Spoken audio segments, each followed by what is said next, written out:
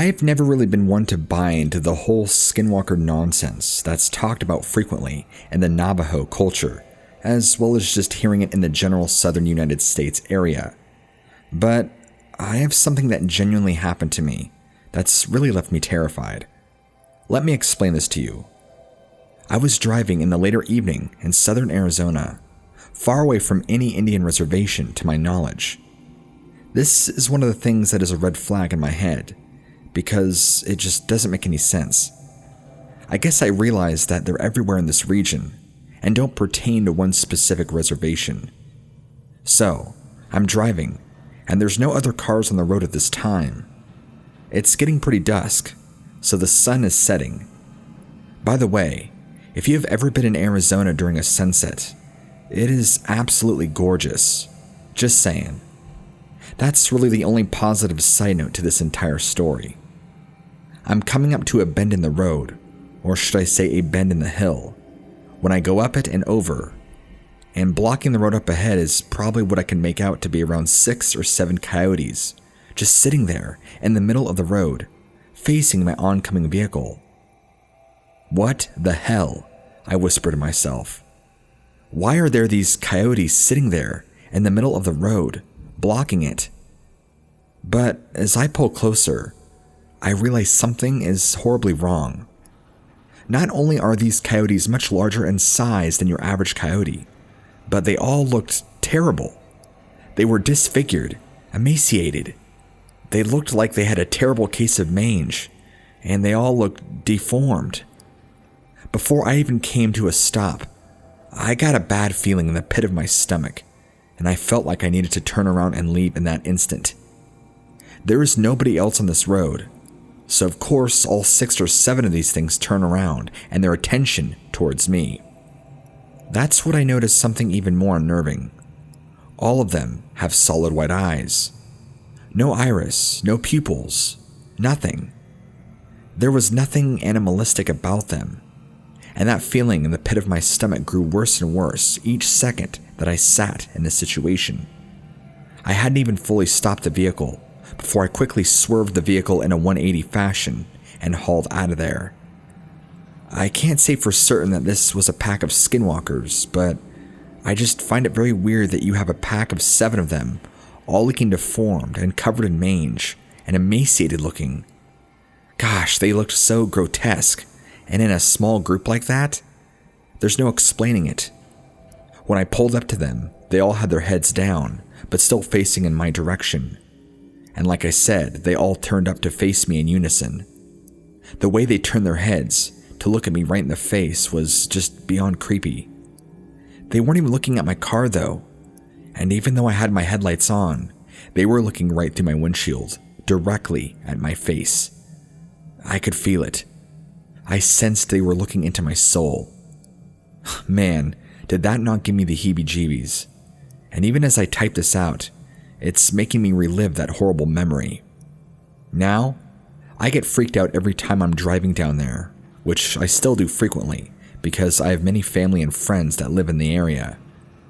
I've heard all sorts of weird stuff that goes on in the desert, like UFOs, alien abductions, weird stuff like that, but I never in my life would have imagined skinwalkers trying to stop me in the middle of the road.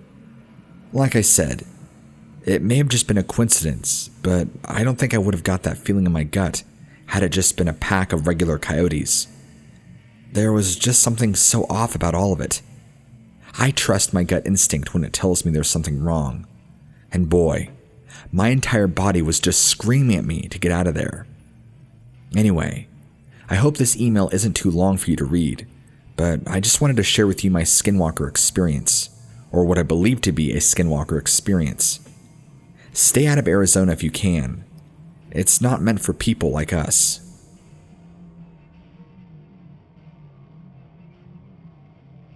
So, a couple of my family friends have some Navajo in them. I'll call her Sarah, for the sake of her identity being shared. Sarah is a close friend of mine and is fully Caucasian. Her husband, whom I'll call Mark, is full-blooded Navajo. We live up here in the Pacific Northwest, and his parents are from the reservation. They came up here when he was much younger, and he pretty much grew up here with them. and they eventually moved back to the res full time. He was old enough that he decided to stay up here and start his life while they still lived and moved back down there. Every once in a while, Sarah and Mark still go down there and visit his family, who again are full-blooded Navajo. Mind you, they are very enriched in their culture and very religious in their Navajo traditions. Sarah has had plenty of Skinwalker stories, and she even recites them by their actual name, which I will not repeat for the sake of my own protection. Silly or not, I don't care what anybody thinks after the story Sarah told me. I don't want to be at the mercy of these things. Even though she has shared with me several, I'll recount to you one that really sticks out to me. Sarah and Mark had gone down for a week to go visit his family, and if you didn't know, there's virtually zero cell service down there in that reservation. In fact, I think there's a special cell phone service that's meant just for the res. I digress. So, she's down there at night, smoking a cigarette, and her whole family is telling her that's a bad idea. If you throw the butt of the cigarette down, these things will come. I can't remember off the top of my head what Sarah did, but she attracted one of these things, because later on, when she went to bed, it came. It came up to the house, and she said that you could feel its energy approaching. She told me it was the most eerie, scary sensation she has ever felt. And this is a girl who grew up in a house filled with poltergeist. She said she fell into a sleep-like state, or trance, have you, and had horrible nightmares that this black, smoky vapor shape flew into her bedroom through the window and clung to her ceiling and took shape of a demon and terrorized her for the entire night. The very next morning, all of Mark's family was doing rituals and prayer to ward off this skinwalker that she had invited to come to the house, even though it was an accident. They take these situations very seriously because to them, a skinwalker isn't just some mysterious cryptid creature that walks up and terrorizes a random family. These things will hunt family members down and cause ill luck and misfortune to happen, even as far as casting spells on good people, making them sick and ruining their lives. They are dangerous beings of darkness. Sarah told me it's true. They are crawling all over the res, and you just have to be aware of the things you do and say to not draw them near. It's also very common for people just coming out of the reservation that are not familiar with tradition to accidentally attract these creatures and to bring bad luck and misfortune upon themselves in the process.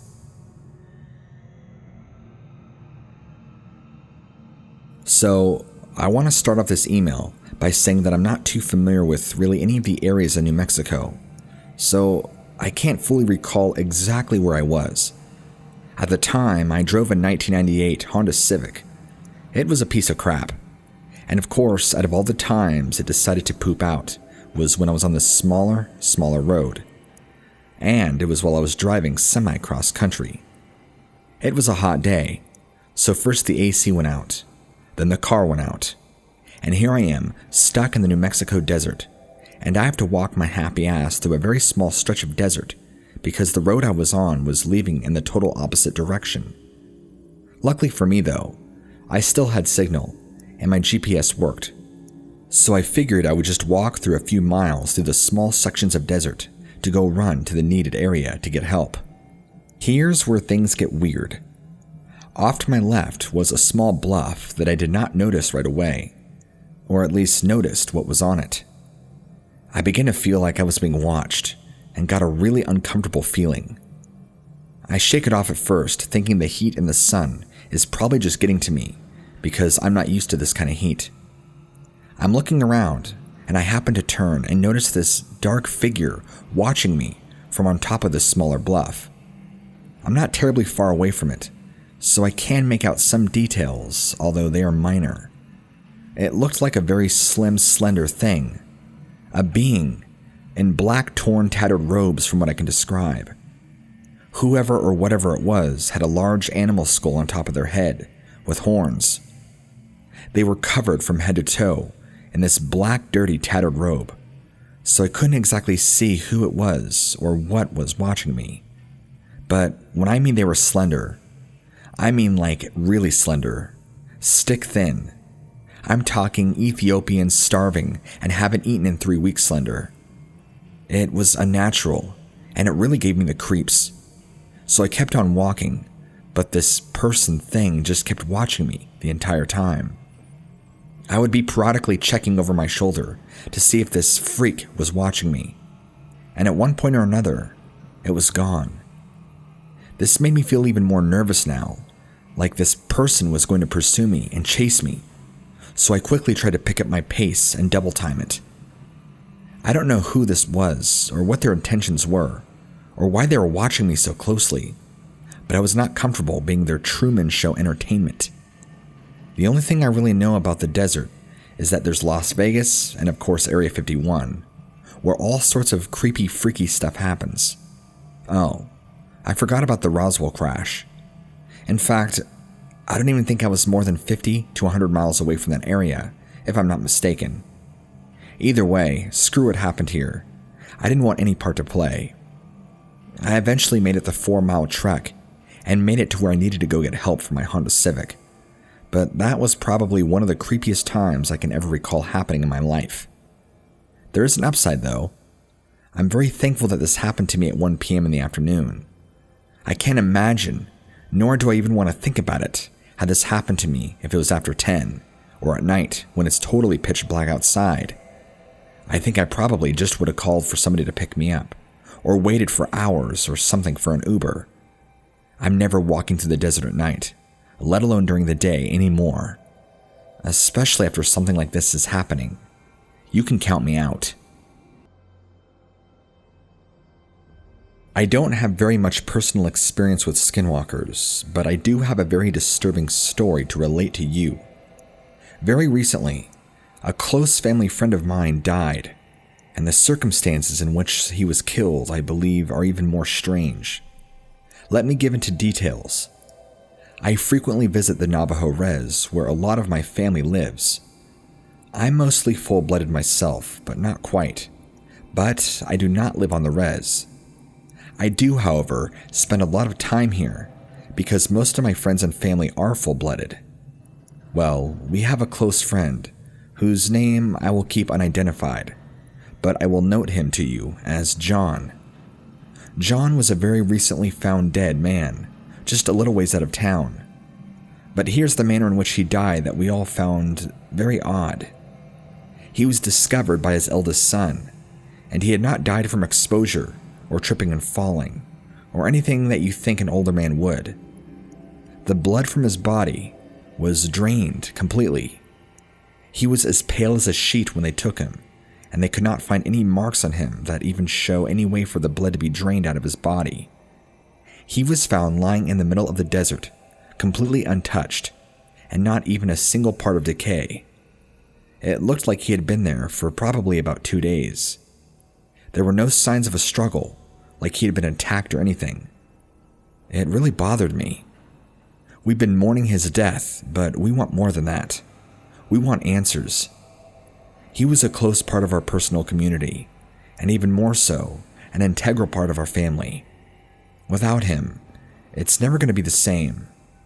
But I'm reaching out to you because I want answers, and I wanted to know if you had any. My older brother speculates that it was indeed a skinwalker that did this to him. Unfortunately, John was well known in the community for making deals with people he could not keep, and ripping them off from time to time. He has also made several enemies over the years and burned bridges. Maybe not enemies is the right word, but people that he just rubbed the wrong way, that would have any reason to do harm to him. I worry, well, we are all worried that he screwed the wrong person, and they may have hexed him or put a curse on him. It's no secret that there are many around here who practice dark arts in secrecy, and if this is true, then I know that it was only a matter of time before John sealed his own fate. Out of all my time being here, though, I have never heard of anybody being found with all the blood being drained from their bodies, with no indication of how it was drained. No marks, no holes, no gashes, no cuts. The other thing that really struck me was that he had been sitting out in the hot desert sun for 48 hours plus, completely dead. Yet, biologically, he showed zero signs of starting decaying or beginning to rot. I really don't know what to think of this, but myself, again, I want to know if you have any answers. If you decide to read this and your viewers hear me, hopefully they can put some answers, because this really disturbed me and I want to know the truth.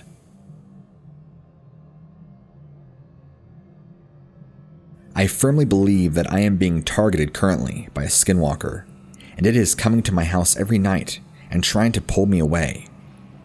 Every night when I try and go to sleep, I can feel this thing approaching my house. It's this incredibly horrible feeling that just sits in your stomach and works its way all throughout your body. It's this intense fear that overtakes you. You can feel it in the air, and it is so thick you can cut it with a knife. Then, the voices start. I hear random voices all around and outside the house, like there is some big congregation of people that I can't see. I usually can't make out what they're saying, but it sounds hushed, whispers, or quiet talking. It's never consecutive or consistent. It's random every time, in volume and location. What disturbs me is that I think it's a skinwalker, and here's why. Throughout all the course of hearing all these voices, the skinwalker, I believe, is imitating my dead mother and calls my name in her voice from outside the house. My mother passed away of breast cancer about 7 years ago in the spring.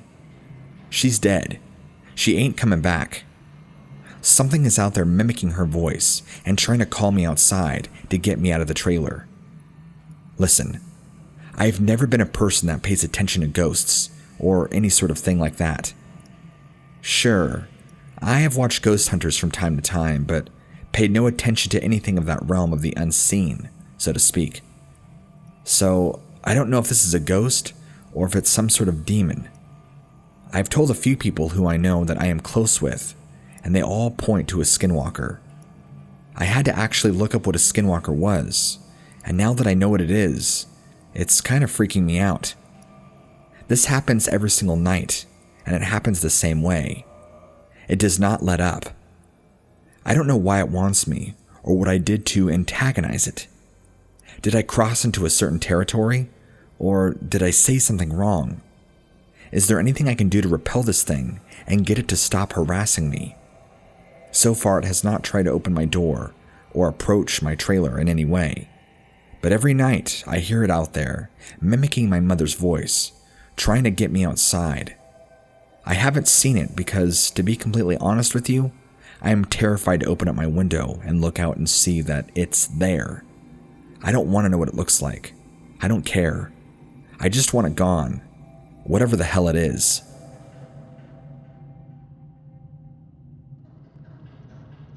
I have a story that will terrify you, and I've been wanting to share it with you. But first, before I do, I wanted to make a connection with a story that you previously read. I'm not exactly sure where you acquired this story from, whether it be from Reddit or that somebody actually sent it to you. And no, I don't know this individual. I just made the connection when I heard the story. But this story, the one that you read, is about an individual who visited the Bullfrog Marina in Lake Powell, Utah. That's exactly where mine happened. Years ago, I was visiting there while I was driving up the state, and of course I stopped there at nighttime. I was stalked by something, what I considered to be a creature of the night maybe. Maybe it was a skinwalker. Maybe it was something else, but whatever it was really big and black, and had bright yellow eyes that were watching me. I am familiar with the idea of Bigfoot, and I don't want to say that this was a Bigfoot. It did not look like a big, bulky football player in any way. It had a very slim build, and was lanky and tall. It kind of crouched over, and was hunched, if that makes any sense. Plus, from the figure I saw at least, from what I can make out the face, it was weird looking. I can't really describe it to you, but from average depictions of a Bigfoot, it didn't look anything like it. I really don't know what's out in the desert like that, so If we're going to cross all of our T's and dot all of our I's, I'm going to say it's a skinwalker, going by what little I know. The first time I noticed it was when my headlights hit it, and it was so black that I couldn't even see any distinctive features. Whatever it did not want to be seen, because it remained hiding behind some sagebrush. Scared me to death is what it did, and it continued to watch me the entire time I was there. It got braver and braver, and crept closer and closer until I finally leapt. If you must know, because I can't leave this detail out now, because the story won't really make sense why I saw this thing and I continued to stay there.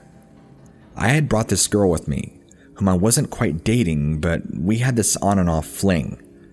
I was trying to get her to do the nasty with me, and she had not seen this thing yet. I was not going to let that thing stop my selfish sexual conquest. Even though I knew this thing was out there and was creeping ever closer to me in my vehicle, I tried to pursue this girl, and it didn't actually end up working out. To be honest, I'm just kind of an asshole, so I guess I deserved it. I never said anything or made mention of this thing approaching our car slowly to get to the girl, but it got too close for comfort, and I decided to cut my efforts short and get out of there before it got too out of control. That same girl, I eventually lost communication a few months after this happened, and no, we never did end up hooking up.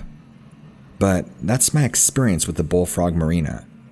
Sure, it might be a beautiful area to check out, but I strongly advise you only go there during the day, because there is something sinister that hangs out there at night, and they will surely check you out.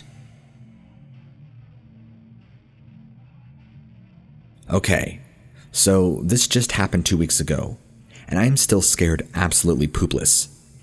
I don't want to be vulgar, so you can guess that that last word is actually a swear word. I was driving down through New Mexico late at night. If I had ever listened to any creepy stories, I guess I would have known that that's a huge mistake, right? Well, I don't normally listen to creepy stories, so I'm driving. I'm the only one on the road at the time. I have my radio connected to my phone that is streaming from Spotify. I'm blasting Africa by Toto, when I start to hear this static that gradually overtakes the song. I'm now wondering what's going on. Why is Spotify acting up? Spotify doesn't act like that. It's like I was listening to the radio and there was an interference. That's exactly what it sounded like, but that's impossible. I'm streaming from my phone, which by the way has 4 bars at the time, so there's impossible for any reception to go down. The static continues to get louder, and eventually overtakes the entire song before the song ends. Now, I'm beginning to freak out, as I'm half looking down at my phone screaming at it, and my Spotify, while trying to keep my eyes on the road. That's when I begin to notice a horrible sight around me. These tall, horrible figures that are completely black with glowing red and yellow eyes are approaching me from all sides of the desert. If that's not scary enough, in that moment, my car starts deaccelerating, even though I'm pushing as hard as I can on the acceleration pedal, and nothing is working. To say I was going through a full-blown panic is a complete understatement of my emotions in the moment. My car begins to slow down more and more. 40 miles an hour, 30 miles an hour, 20 miles an hour. These shapes, these humanoid figures were getting closer and closer to my vehicle. They were incredibly tall, but they didn't exactly resemble people, but they did have 2 glowing eyes.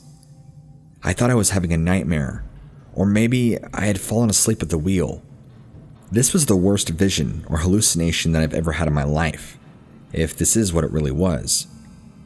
Before my vehicle came to a complete stop. Keep in mind, right now the radio won't turn off. It's blaring static. My vehicle is about to come to a complete standstill, and it's still on. Nothing by looks has malfunctioned, and I'm pressing as hard as I can on the gas pedal, and these things are nearing my vehicle. In that moment, in my rearview mirror, I see 2 large lights coming my way, and I just remember saying to myself, "Oh, thank you, Lord Jesus." And as soon as I said that, the static went away within a second, and my car began accelerating again. It was a semi-truck that was hauling ass heading towards wherever it had to go. But it was coming up on me fast. And I also noticed those things that were approaching my car were now gone. You bet that I hauled it up to 70-80 miles an hour as fast as I could and cruised it out of there. Africa continued to play at the exact same spot that the static fully took over, even though I hadn't messed with the song, paused it, or stopped it. I was so shaken that I had to stop at a nearest gas station and collect myself before searching and finding a motel and calling it a night. Not my original plan at all.